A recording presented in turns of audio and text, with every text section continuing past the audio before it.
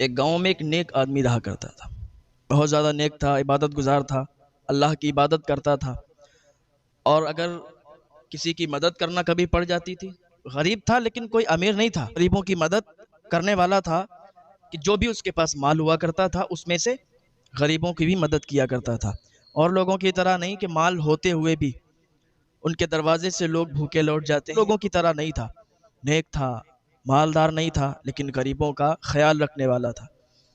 اس کا پڑوسی تھا، وہ اس کا دوست تھا، وہ بھی بہت نیک آدمی تھا۔ تو ایک دن اسے خبر ہوئی کہ اسی کے محلے میں ایک میت ہو گئی، ایک انتقال ہو گیا، ایک بھائی کا جوان بھائی اس سے بچھڑ گیا، ایک بھائی کا جوان بھائی دنیا چھوڑ کر چلا گیا، انتقال ہو گیا۔ چلو اس کے یہاں چلتے ہیں، اس کو کچھ حوصلہ دیتے ہیں، اس کے گھر چلیں گے، اس سے کچھ باتیں کریں گے، اس کو تسلی پہنچے گی، اس کو ٹھنڈک پہنچے گی، اس کو حوصلہ ملے گا، تو اس کو جو غم لگے ہوئے ہیں ان غموں سے تھوڑی دیر کے لیے کچھ نجات ملے گی، ان غموں سے اس کو چھٹکارا ملے گا۔ چل دیے وہ دونوں، وہ اس کا پڑوسی جو تھا وہ بھی اور یہ دونوں لوگ چل دیے، چلتے رہے، اس کا گھر آ گیا۔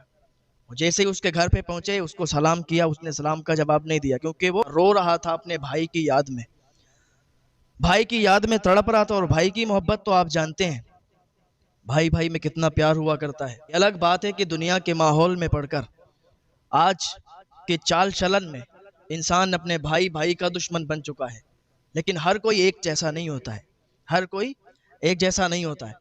وہ اپنے بھائی سے بہت زیادہ محبت، بہت زیادہ پیار کرنے والا تھا، بھائی بچھڑ گیا تو بہت رو رہا تھا۔ ان دونوں نے سلام کیا اور کہا ان اللہ مع الصابرین، اللہ تعالیٰ صبر کرنے والوں کے ساتھ ہے۔ اے میرے بھائی تم صبر کرو، اگر تم صبر کرو گے تو اللہ تمہارا ساتھ دے گا۔ تمہیں اس طرح رونا نہیں چاہیے کیونکہ دنیا میں جو بھی آیا نا اس کو جانا ہے، ہر انسان کو موت کا مزہ چکھنا ہے، ہر جاندار کو موت کا مزہ چکھنا ہے، ہر جاندار کو مرنا ہے، دنیا میں کسی کو رہنا نہیں ہے۔ میرے بھائی آپ یہاں ہو تو آپ ہمیشہ نہیں رہو گے، آپ بھی چلے جاؤ گے، آپ کے جانے پر آپ کے گھر والے آنسو بہائیں گے اور پھر اپنے اپنے کاموں میں ویست ہو جائیں گے، اپنے اپنے کاموں میں بزی ہو جائیں گے۔ لوگوں نے اسے تسلی دی لیکن وہ اتنی تیزی کے ساتھ رو رہا تھا کہ ان لوگوں کی بات اس نے سنی نہیں، اس کو اثر نہیں ہوا۔ ان دونوں نے اس کے ہاتھ پکڑ کر اسے جھیٹا، کہا میرے بھائی اللہ کے واسطے مت رو، اتنا رونا اچھا نہیں ہے صحت کے لیے، جتنا زیادہ رو گے تم بھی اتنی زیادہ پریشانی ہوگی تمہیں، مت رو، جو ہونا تھا وہ ہو گیا، اب جانے والا کبھی واپس نہیں آئے گا۔ اعلیٰ حضرت فرماتے ہیں جانے والوں پہ یہ رونا کیسا، بندہ ناشاد ہے کیا ہونا ہے، جو چلا گیا اب نہیں آئے گا، تو تمہیں رونا تمہارا بیکار ہے۔ غم ہے مجھے معلوم ہے کہ بھائی کے جانے پر کتنا غم ہوتا ہے، اپنے قریبی کے جانے پر کتنا غم ہوتا ہے، لیکن اس غم کو لے کر بیٹھ جانا یہ اچھی بات نہیں ہے۔ جب اس نے ان لوگوں کی باتیں سنی تو حوصلہ ملا، تسلی ہوئی، لیکن کہا میرے بھائیو میں اس بات پر نہیں رو رہا ہوں کہ میرا بھائی بچھڑ گیا، میرا بھائی مجھ سے جدا ہو گیا، میرا بھائی میرے دل کا ٹکڑا تھا، میرا بھائی مجھ سے بہت پیار کرتا تھا، میں اپنے بھائی سے بہت پیار کرتا تھا، لیکن میں اتنا جانتا ہوں کہ جانے والا کبھی واپس نہیں آتا، اور یہ اللہ کی امانت ہے، اس نے اپنی امانت لے لی، تو کسی کو یہاں جینا نہیں ہے، کسی کو ہمیشہ یہاں رہنا نہیں ہے۔ تو ان دونوں نے کہا کہ میرے بھائی جب آپ کو یہ سب معلوم ہے تو پھر کیوں روتے ہو، کیوں اتنی تیزی کے ساتھ رو رہے ہو کہ آپ میری بات نہیں سن رہے ہو؟ اس نے کہا میرے بھائی ہم اس لیے نہیں رو رہے ہیں، بلکہ ہم اس لیے رو رہے ہیں کہ میرا بھائی جب مرا، میرا بھائی کا انتقال ہوا، ہم نے اس کو نہلایا، غسل کروایا، اس کو کفن دیا اور دفن کرنے کے لیے قبر پہ لے گئے، دفن کر دیا، دفن کر کے لوگ واپس چلے آئے، لیکن میں نہیں آیا، میں اپنی بھائی کی قبر پر رک گیا۔ تھوڑی دیر قبر پر رکا تو میرے بھائی کی قبر سے ایک دم چیخنے کی آواز آئی کہ مجھے باہر نکالو، مجھے باہر نکالو میرے بھائی، مجھے یہاں بہت تکلیف ہے۔ جب میں نے اپنی بھائی کی آواز سنی تو میں سمجھا کہ میرا بھائی زندہ ہو گیا، میں نے سوچا کہ میرے بھائی کو ابھی موت نہیں آئی، ہو سکتا ہے کہ میرا بھائی زندہ ہو گیا۔ میں نے قبر کو کھودنا شروع کر دیا، جب میں نے قبر کو کھودنا شروع کیا تو آواز آئی اے بندے تو قبر کو کھود نہیں سکتا، اے شخص تو قبر کو کھود نہیں سکتا، یہ اللہ کے رازوں میں سے ایک راز ہے، اس کو پوشیدہ رہنے دے، اس کو باہر مت کر، اس قبر کو مت کھود، لہٰذا تو یہاں سے چلا جا۔ میں نے جلدی سے جب یہ آواز سنی تو جلدی سے اس قبر کو ویسے ہی بند کر دیا اور پھر میں چلنے لگا، اور جب میں چلنے لگا تو پھر آواز آئی، میرے بھائی نے مجھے پکارا اور کہا میرے بھائی مجھے باہر نکال لو، مجھے باہر نکالو، مجھے یہاں بہت تکلیف ہے۔ میں پھر بھاگا، اور پھر میں نے قبر کو کھودنا شروع کیا. جیسے ہی میں نے قبر کو کھودنا شروع کیا پھر آواز آئی کہ اے شخص تجھے سمجھ میں نہیں آتا کہ تجھے یہ قبر کھودنی نہیں ہے, تو قبر مت کھود, یہاں سے چلا جا. میں جلدی سے قبر کو بند کیا, واپس آیا. جیسے ہی پلٹا تو پھر آواز آئی کہ میرے بھائی مجھے نکال لے. میں نے سوچا کہ شاید کہ میرا بھائی زندہ ہے اور اسی لیے مجھے بار بار پکار رہا ہے, ورنہ یہ مرنے والا کس طریقے سے پکار سکتا ہے. اس لیے کہ میرا بھائی یہاں پر زندہ ہے, اگر وہ زندہ ہے تو میں اس کو نکالوں گا. تیسری بار میں گیا, میں نے قبر کو کھودا, آواز آئی کہ مت کھود, لیکن میں کھودتا رہا.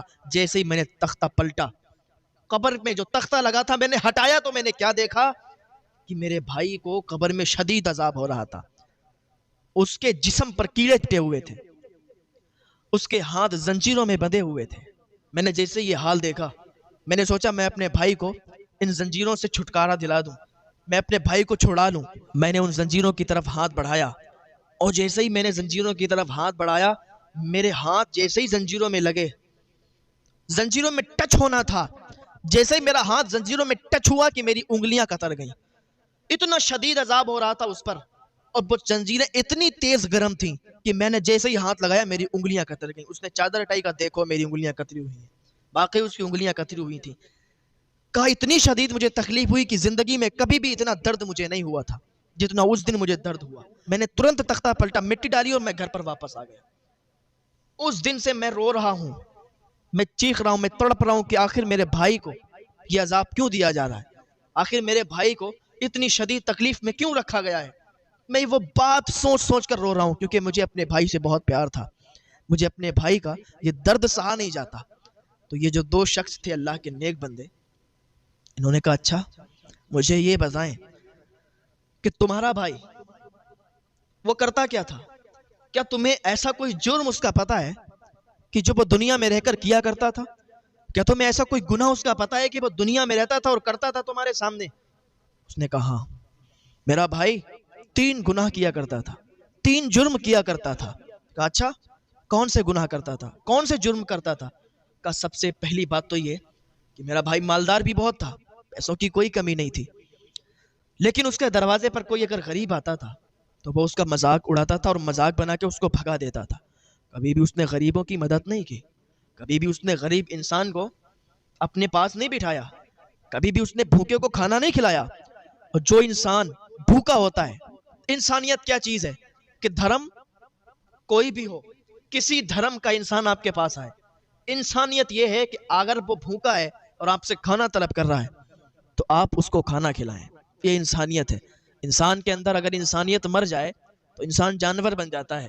انسانیت یہ کہتی ہے کہ کسی دھرم کا انسان آپ کے پاس آئے, اس کی آپ مدد کرو, اگر بھوکا ہے تو اس کو کھانا کھلاؤ.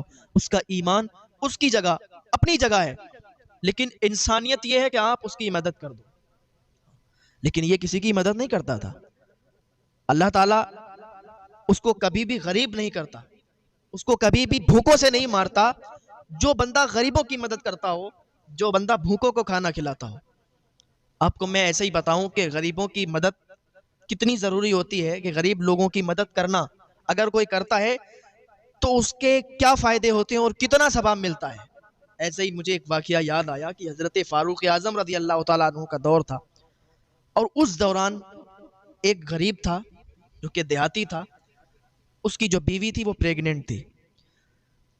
اس کے شدید درد اٹھا, اس کے شوہر کے پاس اتنی دولت نہیں تھی, اتنا مال, اتنے پیسے نہیں تھے کہ وہ علاج کروا لیتا یا اس کے لیے اچھی غذائیں لا کے دیتا, اسے کھلاتا. تو اس نے اپنی بیوی سے کہا کہ اے میری شریک حیات, آج میری حیثیت اتنی ہے, آج میں اس قابل نہیں ہوں کہ میں تمہارے لیے اچھی غذائیں لاؤں, میں تمہارے لیے اچھا کھانا لاؤں, اچھے پکوان تمہیں کھلاؤں. اس ٹائم جو یہ حمل کا ٹائم ہوتا ہے نا, جو پریگننٹ عورت ہوتی ہے, جو یہ ٹائم ہوتا ہے, اس ٹائم میں عورت کو اچھے اچھے کھانے کھلانے چاہیے, اچھے اچھے پھل کھلانے چاہیے تاکہ اولاد اچھی ہو, بچہ اچھا ہو. لیکن اے میری شریک حیات, میں اس قابل نہیں ہوں کہ میں تمہارے لیے سب کروں. لیکن ہاں حضرت عمر فاروق اعظم رضی اللہ تعالیٰ, میں حضرت عمر فاروق اعظم کے پاس جاؤں گا, میں ان سے کہوں گا, وہ رحم دل بھی بہت ہیں, تو ہو سکتا ہے وہ ہماری مدد کر دیں, ہمیں کچھ پیسے دے دیں جس سے میں تمہارے لیے اچھے پکوان لاؤں, تمہارے لیے کچھ میوے لاؤں, تمہارے لیے کچھ اچھا کھانا لاؤں. اس نے ایک سوچا کہ چلو حضرت عمر فاروق اعظم کے پاس چلتے ہیں، تو ساتھ میں اپنی بیوی کو لیا. اکیلا تھا، بیوی اکیلی رہ جاتی تو پھر اس کی دیکھ بھال کون کرتا. بیوی کو ساتھ میں لیا اور چل دیا. چلتے چلتے حضرت عمر فاروق اعظم رضی اللہ تعالیٰ عنہ، بادشاہ وقت، حضرت عمر فاروق اعظم رضی اللہ تعالیٰ عنہ کا گھر تھوڑی دور پر بچا، تھوڑی دور پر رہ گیا. اس کی بیوی کے پیٹ میں درد اٹھا. جب درد تیزی کے ساتھ ہوا تو اس کو راستہ چلنا دشوار ہو گیا. اس نے کہا اے میرے شوہر، اب میں راستہ اور آگے نہیں چل سکتی. اس نے کہا کوئی بات نہیں ہے. وہیں پر خیمہ لگایا اور خیمہ لگا کر پر بیٹھ گیا. آگ جلا لی اور بیوی سے کہنے لگا ہے میری بیوی، اے میری شریک یاد، ایسے موڑ پر ہم لوگ بیٹھے ہیں، یہاں تو کوئی نہیں ہے اور رات بھی اتنی ہو چکی ہے کہ اب ہماری مدد کے لیے تو بھی کوئی نہیں آئے گا.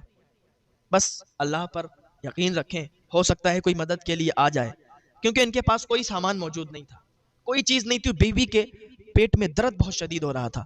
خیمہ لگانے کے بعد بیوی کو اس میں لٹا دیا، آگ جلائی اور وہیں پر بیٹھ گیا. اللہ سے دعائیں کرنے لگا. حضرت عمر فاروق اعظم وقت کا بادشاہ ہو کے گشت کرتے تھے، لوگوں کی دیکھ بھال کرتے تھے کہ کہیں کوئی بھوکا تو نہیں سو رہا، کہیں کسی پر ظلم تو نہیں کر رہا کوئی. تو آپ گشت کے لیے نکلے ہوئے تھے. آپ جا رہے تھے تو راستے میں کیا دیکھا؟ وہی بدو، وہی دیہاتی خیمے کے اندر اس کی بیوی، اور وہ وہاں پر آگ جلا کر بیٹھا ہوا ہے. جانے کے بعد اس سے پوچھا کہ مجھے یہ بتاؤ کہ تمہیں کیا ہوا، کس وجہ سے تم لوگ یہاں پر ٹھہرے ہوئے ہو. اس نے کہا یار جاؤ، ایک تو میں ویسے بھی پریشان ہوں، میری بیوی کے پیٹ میں درد ہو رہا، وہ پریگنینٹ ہے، اس کے پیٹ میں درد ہوا تو میں نے خیمہ لگا کے یہاں پر اس کو لٹال دیا. اب اتنی رات گئے، کوئی مدد کے لیے بھی نہیں آئے گا اور تم آ کے یہاں پر میرا دماغ خراب کر رہے ہو. چلے جاؤ یار، اپنا کام کرو. اس کو نہیں پتا تھا نا یہ حضرت عمر رضی اللہ تعالیٰ عنہ ہے. حضرت عمر نے جب اتنا سنا کہ بی بی پریگننٹ ہے، اس کے پیٹ میں درد ہوتا، تو بھاگے، دوڑے واپس گھر پہ گئے، بی بی کو جگایا. اے میری شریک یاد، اگر اس رات کے دوسرے پہر تمہیں نیکی کرنے کا موقع ملے تو تم نیکی کرو گی؟ حضرت عمر رضی اللہ تعالیٰ عنہ کی بیوی اٹھی اور کہنے لگی اگر مجھے نیکی کرنے کا موقع رات کے دوسرے تیسرے کسی پہر میں بھی ملے گا تو میں کروں گی، میں نہیں چھوڑوں گی. تو حضرت عمر نے کہا اٹھو، جلدی سے سامان لو. اور وہ جو دائی کا سامان ہوتا تھا جس سے بچے کی ولادت کے ٹائم جو یوز ہوتا تھا، سامان لیا. اور لینے کے بعد حضرت عمر کے ساتھ ان کی بیوی آئیں اس کے پاس. آنے کے بعد حضرت عمر رضی اللہ تعالیٰ عنہ باہر رہے اور حضرت عمر رضی اللہ تعالیٰ عنہ کی بیوی خیمے کے اندر داخل ہو گئی اور وہ اپنا کام کرنے لگی. اب حضرت عمر کبھی کچھ کام کرتے کبھی کچھ. اب یہ بدو جو تھا، دیہاتی جو تھا، بھی حضرت عمر کو نوکر سمجھنے لگا. کبھی کہتا بھائی لکڑیاں ڈالو اس میں، آگ جلاؤ، کبھی کہتا بھائی پانی لاؤ، کبھی کہتا یہ کرو، کبھی کہتا وہ کرو، کیونکہ اس کو معلوم ہی نہیں تھا کہ یہی عمر ہے. حضرت عمر باہر بیٹھے اس کے نوکر بن کے اس کا کام کر رہے ہیں اور حضرت عمر کی بیوی اس کی دائی بن کے اس کا کام کر رہی، اس کی بیوی کی دائی بن کے اس کا کام کر رہی. بچے کی ولادت جب ہوئی، بچے کی رونے کی جب آواز آئی تو ان کی بیوی بولی کہ اے امیر المومنین، اے حضرت عمر، بچہ الحمدللہ سلامت ہے، بچہ سلامت ہے، بچہ ٹھیک ہے. جب اس بدو نے، جب اس دیہاتی نے یہ سنا کہ حضرت عمر یہی ہے تو قدموں پہ گر گیا، پیر پکڑ لیے، مجھے معاف فرمائے، میں نہیں جانتا تھا کہ آپ ہی عمر ہیں، میں نہیں جانتا تھا کہ آپ عمر ہیں، آپ بادشاہ وقت ہیں. اس لیے کیونکہ میں نے تو دیکھا کہ آپ کبھی لکڑیاں چولہے میں ڈال رہے ہیں، کبھی میرے لیے پانی لا رہے ہیں، میں آپ کو پہچان ہی نہیں پایا کیونکہ بادشاہ کا یہ کام نہیں ہوتا ہے. تو حضرت عمر نے اس کو پکڑا، اس کو اٹھایا اور سینے سے لگایا، اس کے ہاتھ پکڑ کر اٹھایا اور اپنے سینے سے لگایا اور کہا یار ہم کوئی ایسے ویسے کے غلام نہیں ہیں، ہم تو محمد الرسول اللہ صلی اللہ تعالیٰ علیہ وسلم کے غلام ہیں، اور ہمیں میرے حضور سے یہ سیکھ ملی ہے کہ دوسروں کی مدد کرو، دوسروں کی ہیلپ کرو، دوسروں کی پریشانیوں میں شریک ہو، دوسروں کی تکلیف کو اپنی تکلیف سمجھو. ہم اس لیے مدد کر رہے ہیں تاکہ ہمیں نیکی مل جائے، ہم نیکی کمانے کے لیے آپ کی مدد کر رہے ہیں. تو یہ حضرت عمر رضی اللہ تعالیٰ عنہ. تو نیکی، میں بات عرض کر رہا تھا کہ نیکی کرنا چاہیے، غریبوں کی مدد کرنا چاہیے اگر آپ استطاعت رکھتے ہیں. لوگ تو ایسے بھی ہیں کہ جن کے پاس کچھ بھی نہیں ہے لیکن پھر بھی وہ مدد کرتے ہیں. ہاں کیسے؟ اگر مال نہیں ہے تو کیا ہوا، اپنے جسم سے، اپنے ہاتھوں سے محنت کر کے ایک دوسرے کی مدد کرتے ہیں. عرض کر رہا تھا، اس نے بتایا کہ میرا بھائی 3 کام کرتا تھا. ایک کام کہ وہ غریبوں کی مدد نہیں کرتا تھا، ان کو رسوا کر کے دروازے سے بھگا دیتا تھا. اور دوسرا کام یہ کہ حرام اور حلال میں وہ تمیز نہیں کرتا تھا، حرام کمائی کماتا تھا اور حرام کھاتا تھا. کبھی بھی اس کے پیٹ کے اندر جائز کمائی کا لقمہ نہیں گیا، حرام کمائی اس نے کی. میں کہتا ہوں، میں نے اکثر تقریروں میں، بیانوں میں کیا ہے، کہا ہے کہ انسان اگر غلط کام کر کے حرام کمائی اگر وہ کرے گا، حرام کی دولت اگر کمائے گا، تو کہیں نہ کہیں اس کی دولت نکل جائے گی، خرچ ہو جائے گی، برباد ہو جائے گی، لیکن اس کا عذاب بہت سخت ہوگا۔ اگر آپ حرام کمائی کرتے ہیں، آج سے ہی حرام کمائی کرنا بند کر دیں، کیونکہ اللہ برکت صرف حلال کمائی میں دیتا ہے، حرام کمائی میں نہیں دیتا۔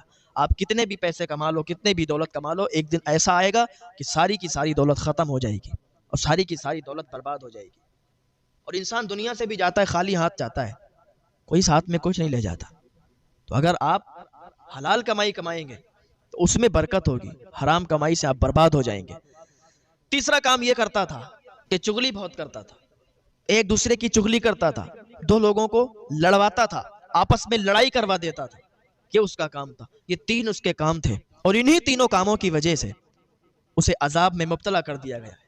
اس کے ہاتھوں کو زنجیروں سے، گرم زنجیروں سے، آگ کی زنجیروں سے باندھ دیا گیا ہے۔